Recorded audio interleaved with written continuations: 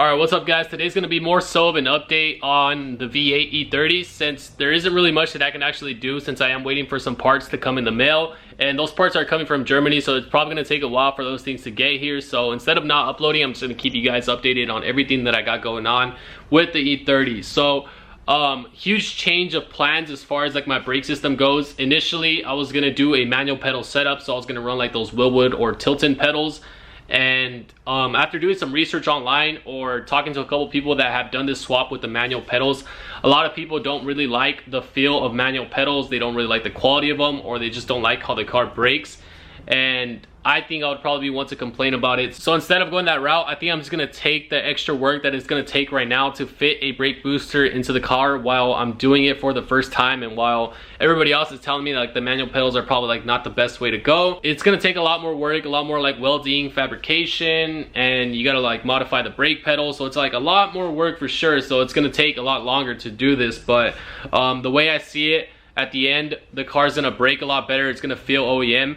And that's just something that I want for this car. So this is the new brake booster right here, which is off a E32 740i, and it could also be found on a E34 540i. They use like the same thing, M60 engine, and that is the stock E30 brake booster. So you guys see a side-by-side comparison between both of them. This one gets mounted on the firewall, and this one is a remote brake booster. So this one goes behind the headlight, and it uses this rod to extend out to like the firewall, and then it connects to the brake pedal. So that's pretty much going to be the same concept that I'm going to do on the E30, except there's going to be like a lot more custom work involved to make this thing fit and connect directly to the brake pedals how it should, and then also just fitting it in the engine bay. So those parts that I ordered that are coming from Germany are going to help out with fitting the brake booster into this car. They're pretty much just like a custom rod, and then also like some custom brackets to get welded onto like the wheel housing where the brake booster is actually going to be mounted to. So those are scheduled to come probably sometime within like, I don't know, maybe, I don't know, the guy said like 3 weeks, and that was ordered on Friday, so I'm not really sure when they're gonna get here, but they are coming from Germany, and I just don't really know how long it's gonna take. But as soon as that stuff does get here in the mail, we're gonna start actually installing the brake booster. But right now I want to show you guys pretty much like everything and like my whole idea with fitting this brake booster into this car. So here's a better example on how the brake booster is gonna fit, mounted behind the headlight. And with the custom parts that I ordered, or the custom rod, that rod is going to be connected directly into the brake booster, and we're going to eliminate pretty much this entire bracket that connects to this rod. But pretty much that rod goes right here, and it has a reinforced curve that goes around the strut tower, and then it makes its way to the firewall, and it connects to the brake pedal. So the firewall doesn't have to be notched down just a little bit to the right, so it connects straight in. Still need to modify the brake pedals, but I don't know how far or how much I need to modify them. Still need to wait until that part gets here so I can see how much I do need to modify it. But for the most part, this is how this setup is gonna have to look. And the brake booster is sitting pretty high, so we are gonna have to either cut this down a little bit. Gonna have to figure something out with that because it is sitting too high and it's gonna hit on the hoods. And like I was saying, the pedal assembly is gonna need to be modified, so I'm not really sure what I'm doing with this yet, but I have installed an E34 brake pedal to see if that's gonna line up with the rod. That's pretty much the problem, because the E31 is just too much to the right.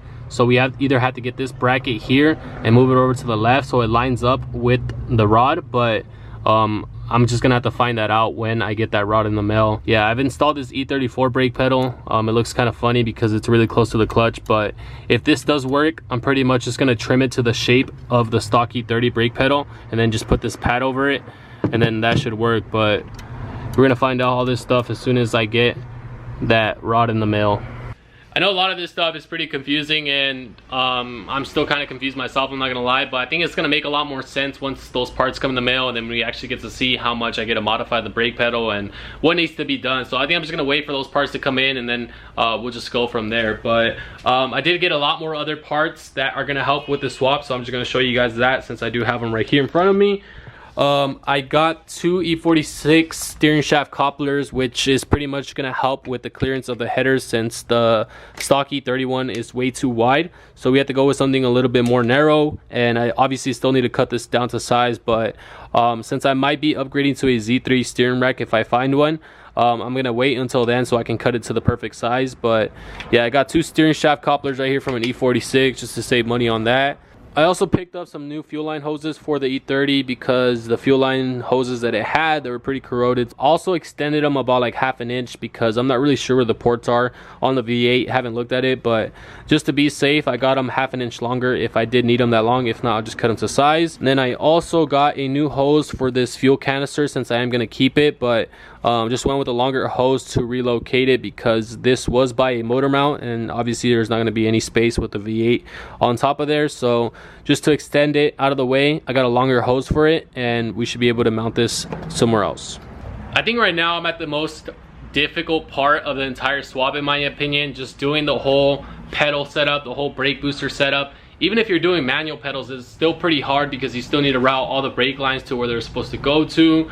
You still need to change the pedals, and I think this is probably like the most frustrating point in this swap. But with those parts that I have coming in the mail, it should make this install a lot smoother, and it should be pretty easy. But we'll see how that turns out. Still gotta wait for those parts to come in the mail, and as soon as they do, there's gonna be a part 2 of the brake system setup, and I'll just show you guys how I install the brake booster on this car. But that's gonna be it. Make sure you guys leave a like for me, comment down below, subscribe, and I'll see you guys in the next video. Peace out, guys.